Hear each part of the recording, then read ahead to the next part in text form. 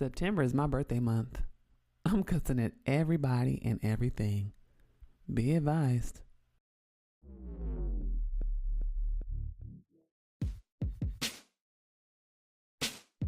Hey y'all, I'm Jenn. I'm from Oakland and I'm an androgynous, black, lesbian feminist and a lover of all black people. This is Daren. I'm an asexual novelist, researcher, and bona fide comic book fanatic from the widest part of Southern California. Orange County. We're queer millennials with 3 kids and nearly 20 years of marriage. This is a podcast about the realities of blackness, adulting, and relationships. This is That Black Couple.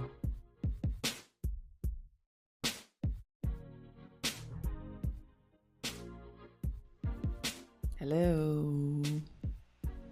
Hi. Wow, how you gonna pause that long? It's like when you do a high five and you're like, "Hey, give me a high five," and the person doesn't notice you. Sometimes I do that to people on purpose. And you like slowly lower your hand. Like sometimes I do that on purpose. I will never forget this one time. Well, I don't do it on purpose. My body does it because I'm a Virgo. Mm-hmm. This one time, this woman who I don't like, she tried to do a toast with me, and I ended up toasting everyone at the table. And I guess she was waiting for me to toast her. And my best friend saw it, and I never toasted her. She just stood there holding her glass, waiting to toast me. And I never did. And my best friend was like, "Jenn, you never tapped her glass." And I was like, "What?" She was like, "You didn't even see her." And I was like, "Oh no." Yeah. Virgos don't care. That's what happens. Y'all treat people like Black Mirror, like they just disappear. Fuzzy, they disappear from our mind, from our bodies. I unknow them. Mm-hmm. I disremember them. I'll forget their name. Sad. That's just the way it works. It's Virgo season. Deal with it. Anyway, this is season 5, episode 5 of That Black Couple. We're calling this Let's Talk About Books. Because we're talking about books. We're talking about books. This is exciting. So I want you to go grab some water. We're still hydrating. This is a hydrating year, okay? Get some water or some Gatorade or some, what's that stuff I like to drink? Liquid IV. Liquid IV. Get you throw some liquid IV in your water. Mm-hmm. Child. Supercharge your hydration. Get some electrolytes. Have a seat. This is That Black Couple. I'm Jenn. I'm Daren. Before we get started, make sure you follow us on Twitter. I'm not calling it what they think it's called. And Instagram at That BLK Couple. On Facebook at That Black Couple. And look us up on the internets at www.thatblackcouple.com. And you can stream us everywhere. Our episodes are all over the internet on Apple Podcasts, on Spotify, Google Podcasts, Audible, Amazon Music, Stitcher, SoundCloud, Pandora. Everywhere. So when your friend comes to you and says, "Oh, you listen to any good podcast?" you can say, "Listen to That Black Couple." They're found on all streaming platforms. Yeah, name drop us. Can I talk for a minute? But of course. Can I interrupt your regularly recorded stuff to say this to our listeners? You know what? When they be on the internet like, "Oh my gosh, I'm looking for a new podcast and I just need something that's great," and blah, blah. People always drop the biggest podcasts. Mm-hmm. Podcasts that have been around for a long time, that are supported by these large corporations. Niggas that don't need no support. Niggas that they probably already know about. Right. Can you drop our name? Like, share us. Like, drop that link. You have no idea how far that will go. Drop our link on social media. Tell your friends about us. Get more people to listen. Encourage folks to contribute to our Patreon. Like, we do this out of our basement, and we've been doing it for like 5-6 years. Something like that. Because people said, "Hey, we want to hear what you have to say. So support us." And I think we got some good shit to say, and I think a lot of people would benefit to hear it. Yeah, we black, queer parents of 3. This shit is expensive. Mm-hmm. Give us $1 every month. Or 10. Yeah, by joining Patreon. Or 50. That's all I want to say. All right, well, are we ready to go? I think so. Well, let's go then. All right, you want to start off segment 1? I will start off. So we are talking about books. Yes. And we're talking about books because September is a big literacy month. Yes. But what I wanted to highlight that's also in September is annual comic book day. Oh, I thought you were going to say my birthday. Well, I mean. Wow. I was going to say they don't have nothing to do with books. Me and your daughter's birthdays are in September. The 2 women in your life. Yeah, those are national holidays. Yeah. And if you were to write a book about women who you love, it would be about us. Yes, so if I did. I don't even know what you're talking about. If I did. Yeah. But I'm trying to talk about something a little bit different. Okay, go ahead and do what you got to do. Go back to the podcast. We're talking about books. But it's my birthday month. It is Virgo season. Virgo season. Shout out to the Virgos. # Virgo SZN season. I wanted to shout out comic books. Oh, go ahead. On this book episode, because I feel like a lot of times people don't really be treating comic books like books. They don't. They're not high, hoity-toity. Highbrow. Whatever you want to call it. But comic books are amazing. Yeah. The storylines are amazing. The character development is amazing. True. The fact that they publish these things so quickly and weave all these storylines across multiple comic books, across multiple years, reaching back into decades of canon, right?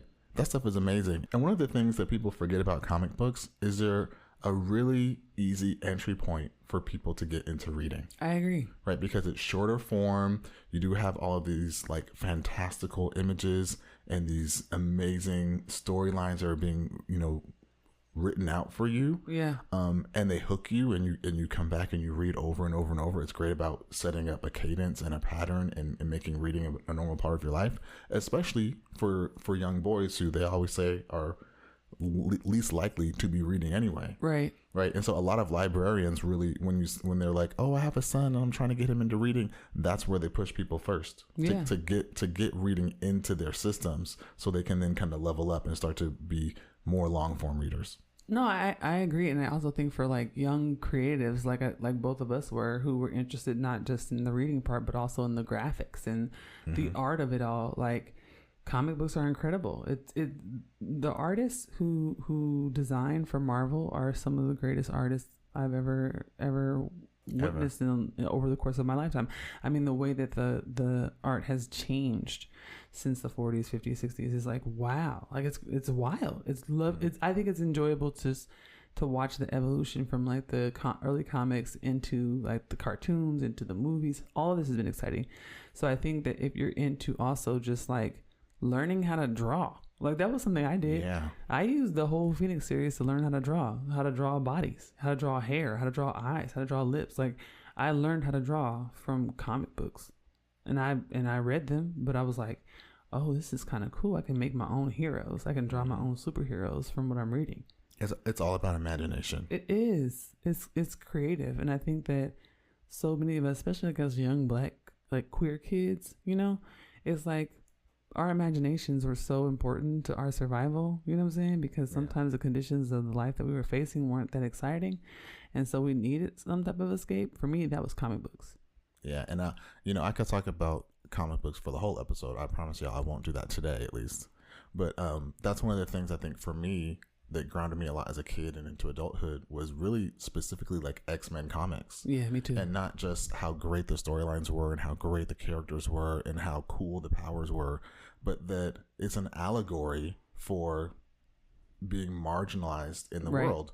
And a lot of times it's very specifically talking about like the black experience. Right? Black and poor folk. And really relating it in a way that in one way you can feel seen, but also it helps other people to understand that type of experience. Yeah. So, and we can't shortchange that. So when is Comic Book Day? That is September 25th.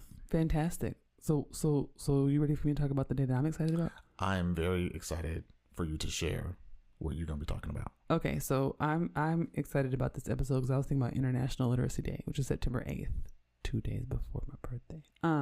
Right between me and my daughter. Anyway, but I'm excited about it and been thinking about it because I just visited Bell Hooks' home in Berea, Kentucky. Mm-hmm. That's where I was last week. And I apologize, y'all. This is why the podcast keep being delayed. It's my birthday month. I haven't been home. Yeah. Read, it's not my fault. Yeah. Oh, I don't know if I said that. Because when I am home, you don't be ready. You got to stay ready. When I get home, you got to be ready, like podcast. Boom. Anyway, offline conversation. But my point being, right? I went to Berea and I was able to see Bell Hooks' home, like her actual home, and her center and her institute. And when I was at her institute, I saw all her first edition copies of her books. I mean, books on books on books on books. I have pictures with these books. And a lot of people don't realize that Belle, like, she was an international treasure. She was writing about, self-care and self-recovery and loving ourselves, Black folks loving ourselves, Black masculinity, in an era when people were not talking about that at all. It wasn't popular. Right. Like, it wasn't, a lot of her books went out of print. A lot of her books weren't sold widely. And then it was much later. It was into the 90s and 2000s when there was this resurgence of interest in her work. So it's really incredible to be in a space where her original prints, her first editions are just sitting there, It's amazing. I got to see all these images of her with Gloria Steinem and June Jordan and Audre Lorde, seeing her with all these incredible activists and writers. It was one of those things where even though I was like super tired and exhausted, the trip was so restorative and beautiful. And it was like I was going into these classrooms and these young people had been reading so much. They knew everything that she had said. Her words were everywhere. They were on the walls. They were in the hallways. There were little buttons. And it was everywhere. So it was one of those things where, like, reading felt cool. It's like we had all read the same books. And so we didn't have to, like, no one had to be like, have you read so-and-so? Or do you remember in communion when Belle said? We all knew. So I think when I think about international literacy, I think about that, like having that kind of common language and how we need to have that, which is why I'm kind of sad about what we're going to talk about in the second segment. But as a child growing up in a house full of books, I think it helped me in a lot of ways to develop that kind of common language with people. Like I think it's really helped me in life because I can pick up anything and I can adapt it to my real world experiences. Yeah, just like I was saying, it's about having an imagination. Yeah. It's that concept is about having an open mind to be able to bring in new ideas, to process them, to join them with other concepts that you've learned, right? And open new pathways and new avenues to thinking and new outcomes, right? That's why we read. That's why we should be reading. I agree. This podcast is supported by generous donations from our patrons and listeners. Become a supporter today by heading to www.patreon.com/colorcombosmedia. You can stream the show on iTunes, Spotify, Stitcher, Google Podcasts, and SoundCloud. When you listen, please consider hitting that heart button, sharing, giving us a 5-star rating, and leaving some dope comments. This helps us with our page rankings and gets more listeners for the show. Thank you so much. All right, so let's get into segment 2, the conversation. All right, so we're talking about books today, but we're also talking about literacy, right? We're talking about people's engagement with books, and I always say this, but people don't read. Mm-hmm. People don't read. This is why TikTok is so big now, right? It's big because people want to watch videos. They don't want to actually read long form content. There was a few years ago when I worked for Teen Vogue more regularly where, you could write something that was 1,000 words, 1,200 words, and people would be ready to read it. Like they would be on there, like ready. Yep. And now that's just not the case. A lot of these online news publications and public facing magazines are shuttering their doors because people are not engaging with the written word. And it's really sad. And you couple that political moment and that happening with COVID because people can't actually sustain themselves. And also with this wave of conservatism that's taking books out of schools, that's banning Black feminist books and LGBTQI books, books that are about folks at the margins, immigrant stories, trans and queer stories, disabled stories. And so what we're having is this really kind of sad moment where most of folks' media comes from videos that they happen to consume on their social media timelines. Yep. And that is what we call a curated environment, right? People on social media are presenting their curated selves. Those are not real people, right? Those are not real conversations. Right? They are making it all up. It's not fact checked, right? We don't have any data to support it. So we don't actually have, any guarantees that folks are coming out of this political moment building a firm foundation of knowledge. And as a professor, This comes through in my classroom. Mm-hmm. This comes through when I talk to students and I'm like, let's talk about Emmett Till. And they have no idea, like, what I'm talking about or like when that happened. Or you ask students about the Montgomery bus boycotts and they're like, they can't associate that with Rosa Parks. You know, like, it's really concerning. To me, it's a breakdown society, right? Like, and this is what you were talking about when you were talking about, visiting Bell Hooks Institute, is that you had a sense of community because you all had read the same things and understood similar concepts, right? We're starting to lose that. You have these curated environments. You're creating all these little sub pockets of groups that all understand each other in that little pocket. Yeah. But outside of that, you lose the common ground. You lose the common means of communication.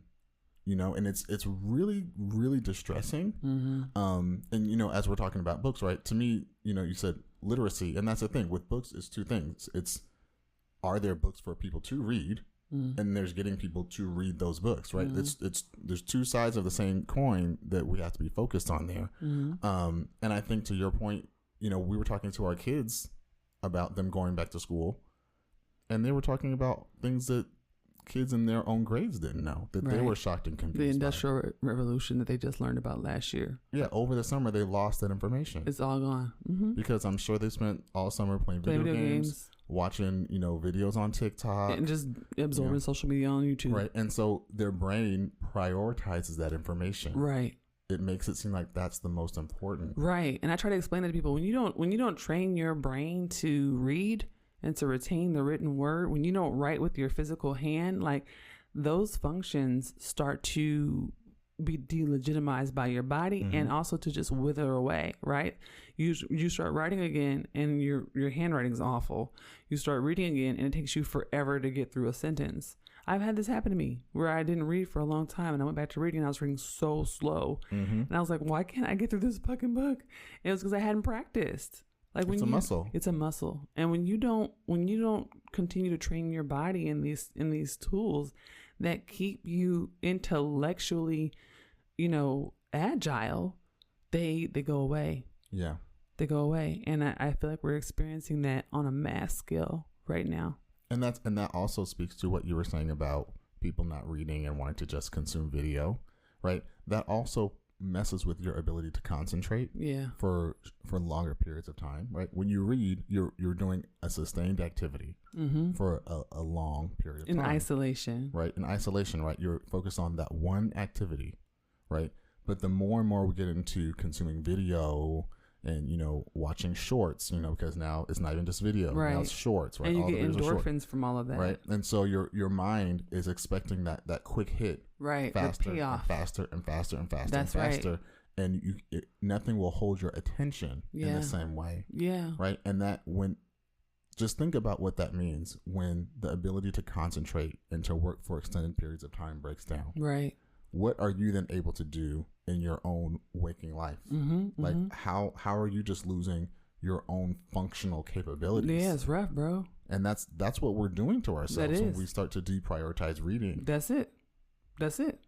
Now, what I will say is that I feel like I've been very heartened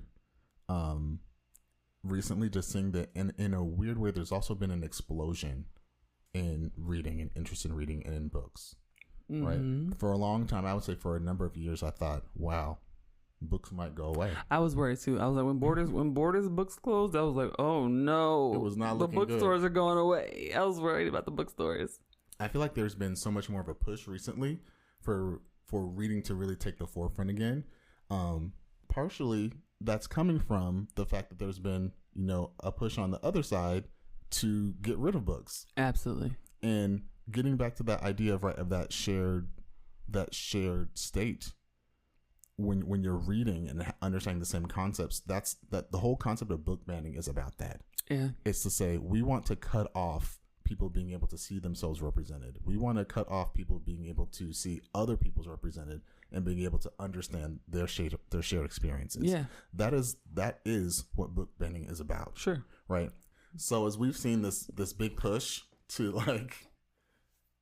get books out of schools that are about, things that just make people uncomfortable, that are just real life, right? We see the opposite side pushing back and saying, no, the reasons you're trying to get rid of these books, that's the exact reason why we need them. I agree. We need kids to see themselves represented as they're growing and trying to come into who they are as human beings. We need them to be able to understand that who they are is valid and that they're not alone, that there are people like that. I guess the point that I am trying to make here is that we have to keep fighting for books. Yeah. We have to get kids from an early age interested in reading, and not just reading, but in reading a lot of different types of material. Hold on. I want to talk about this because I feel like you're being really vague right now. I am. Okay. So you just finished the MFA program and almost everybody in your MFA program was white. I would say at least 80%. Okay. And a lot of them were well-to-do. Yes. Okay. And I think that your MFA program was very representative of the country. Yes. Okay. Can we talk about that? Because we can talk about these books and we can talk about representation, but who's writing them and who's buying them and who's ensuring that they get marketed? It's all white people and it's mostly white women. That's a really interesting question you posed there, because you're right. I think the cohort that I was in is very representative of the industry. I think it's representative of the country. I think all of those things are very true. But what I found interesting and important, I think, was that those same people were aware of that. And they too were also trying to push against that in some ways, right? They also wanted to highlight different voices and they wanted to read different voices, right? And I've seen that even, talking to like book agents and things like that. They have the same interest of saying, we know this is messed up. We know this is fucked up and we want it to be better, right? And they were very supportive of my work. And I feel like in a lot of ways, they understood my work in ways that I did not expect. However, I feel like we cannot rest in that. We cannot rest in the comfort of, wow, people know that there's something wrong, right? We have to go to the next step and say, okay, well, now let's work to remedy it, right? Let's get people into these positions. Let's get people into these programs. I feel like we were sounding the same alarm when Oscars So White came out, right? Because it was like, oh my God, the Oscars, it's all these white people. And it's like, well, yeah, because there's no opportunities for the black people there, right? The black people don't see this as an avenue that will be successful for them, or they don't even have a means to get into the industry. And I feel the same way kind of about publishing. I feel like I would say the majority of the publishing industry, like the vast majority, is very much on the side of, yes, let's get people reading books. Yes, let's have diverse voices. Yes, let's champion all of these things. But it's like, how are we actually getting people into those positions? How are we actually getting more minority writers the opportunity to publish? How are we giving them platforms so that their books can be found and noticed? Are we actually awarding these people, right? It's tough out here. And it's weird going through this MFA program. I feel like I've been like in a front row seat to see what is happening and see how it needs to be fixed and how it can be better. And I feel like we're right there. I feel like we're right there. We have all these people that are now interested in reading. We have all of these people that know that the industry can be better and want to give people opportunities and want to publish their work. All of those things are there. You just got to take that final step. Well, I don't know how the fuck we do it, but that's the big question. But I think it comes down to community, right? Just like we're talking about it here and amplifying that. I feel like the same thing needs to happen just in all of our communities, right? Yeah. Talk to kids, have them read, right? Our kids love reading. They love reading. They don't see it as a punishment. They enjoy reading. They go to the library, they pick out books like, ooh, this one looks good, and they're excited to read it, right? Have kids write, right? Writing is a very vital means of expressing yourself. It's a very important skill that I feel like as we get into the digital age, right, we are kind of taking out the importance of that, the importance of actually taking pen to paper and expressing yourself, right? Just in the same way reading is all about concentrating, writing in a lot of ways is about processing your thoughts and being able to communicate them. And we have to keep making these things important for kids, for adults, all the way through the entirety of our lives. Because as we just said, if you ever stop doing those things, when you stop exercising that muscle gets weak. Agreed. You can find my mom and dad, aka That Black Couple, on the web at thatblackcouple.com. That Black Couple is owned and operated by Color Combos Media. If you would like to help fund our content, sign up at www.patreon.com/colorcombosmedia.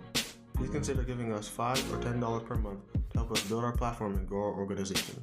You can also give one-time donations at www.paypal.me/colorcombosmedia. All donations are welcome. All right, we're back. We're back. And it's time for the reflection. Yay. And I love this episode because I like reading and I like books.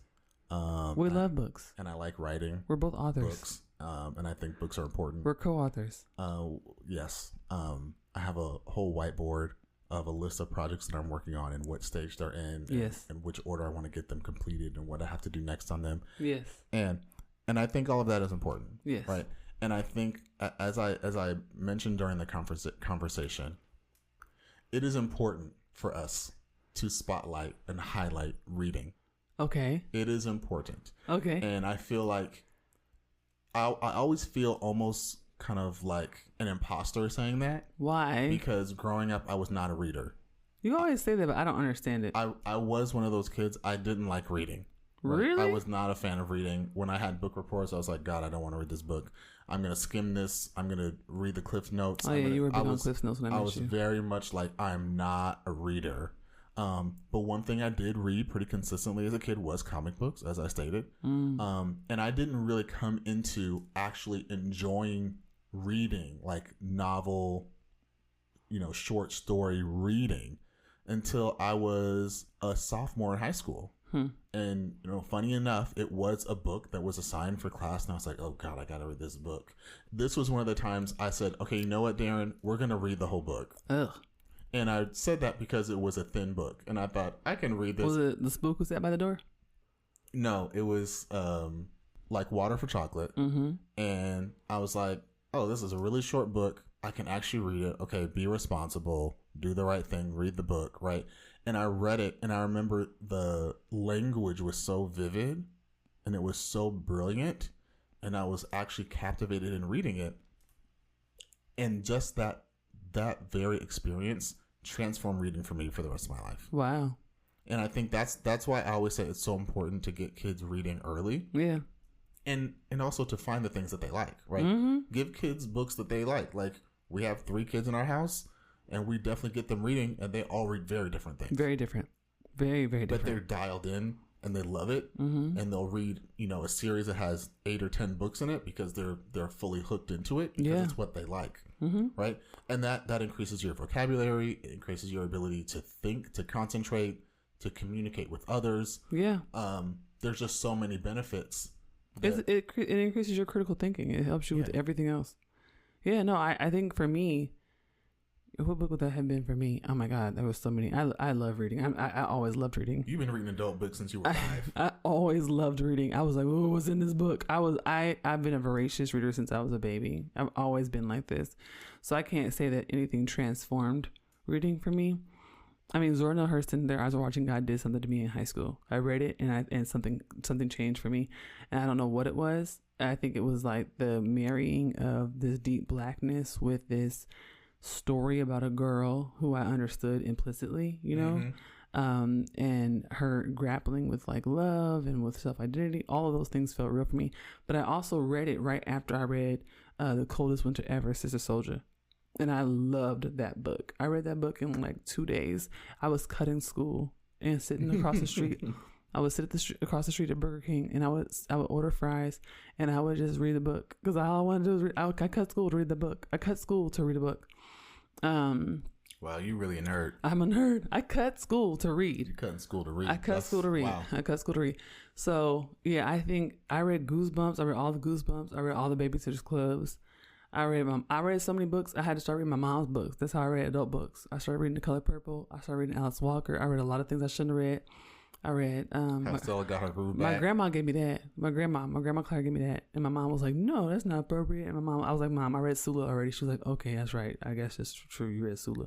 Sula was way harder to read than How Stella Got Her Groove Back. Mm-hmm. I started reading Eric Jerome Dickey. was a lot of stuff I shouldn't have been reading. But just think about that. Like one of the books that's getting banned right now is The Bluest Eye. Yeah, I read that. You know, and you think, like, these are books that you see yourself in. These are books that help you to rationalize and understand your own experiences and your own feelings. Absolutely. And they're banning them. Absolutely. And it's terrible. It's terrible. It's tragic and it's sad. So it's up to us. This is why I had the Black Feminist Book Club. Because I'm like, oh, y'all want to ban books? I'll just send them to people for free. I've been sending books across the country for free for the last 2 years. I've just been sending them for free. Oh, you join my Patreon? Okay. Every month you get entered into a raffle, you get a book. There have been so many book giveaways because I don't understand the idea of getting rid of that is fascist. What are we living in, a post-apocalyptic world? Is this a movie with Denzel Washington? What are we doing? Like, what is happening here? You know what I'm saying? And I think an extension of this conversation. Oh, I have to also note, like, this is why I wrote my book, right? Yeah. I wrote my book because in that book is all this stuff, right? Black Women Taught Us is a surveying of 13 different women and groups that shape my own Black feminism. And it's mostly people whose speeches and books are banned right now, right? Bell Hooks, Angela Davis, I got Kathy Cohen in there. People who are Toni Morrison, Audre Lorde, like, these are people who are banned. And they're all in my book. Well, hope my book don't get banned. I mean, you just said it, but that's the type of thing that's being banned, right? It's this idea of thinking differently. It's the idea of thinking outside of what someone believes is acceptable in society. Yeah. And you have a whole book that's about, hey, Black women said that we should be doing that exact thing. So go pre-order that. Go pre-order that. Black Women Taught Us. Go pre-order it. It comes out January 23rd. Yep, it's available for pre-order now. It absolutely is. But also, I just think, it's up to us to preserve our own history, right? We have to narrate our own stories. And this is part of the way we do it. We have to write about ourselves. So if we keep publishing books, right, the bans won't really matter. Like, they might ban the books, but I wrote a book about the banned books. What you gonna do? What you gonna do if every single book that we write is about us? They can't ban everything. They will keep trying. But they can't. Thank y'all for listening. Before you go, make sure you follow us on Twitter and Instagram at ThatBLKCouple, on Facebook at ThatBlackCouple, and look us up on the internets at www.thatblackcouple.com. Bye.